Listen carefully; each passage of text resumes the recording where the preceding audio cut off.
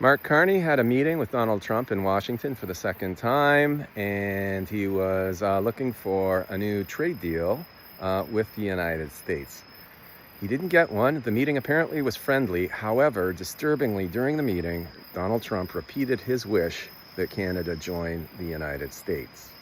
Now, Canada really, to protect its sovereignty over the long term, needs to pay attention, in my opinion, to three different areas, three different spheres.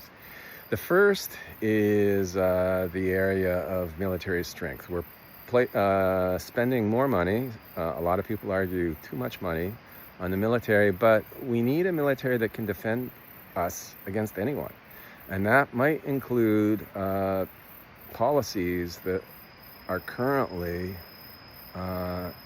not acceptable to the majority of Canadians, including conscription and the production of nuclear arms. The second area in which we need to improve is industrially. We were a powerhouse after the Second World War. We produced ships, we produced planes, we produced factory equipment. We had many homegrown, small I indigenous companies that manufactured a lot. We need to return to that and regain some of that strength. The third area in which we need to improve is cultural. Canada, and I'm really focusing here on English Canada, is a very colonized place culturally. We consume a lot of foreign culture, particularly from the United States, and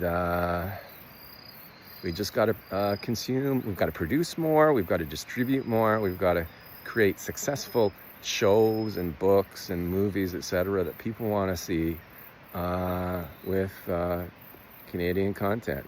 Canadian producers of content have been arguing for this for a long time. That's great. Kudos to all the hardworking people out there in the cultural sphere. But frankly, we need to do better. We need to, for example, I've made the point in other posts that I wrote a manuscript about Canadian soldiers landing, the amphibious landing at Juno Beach.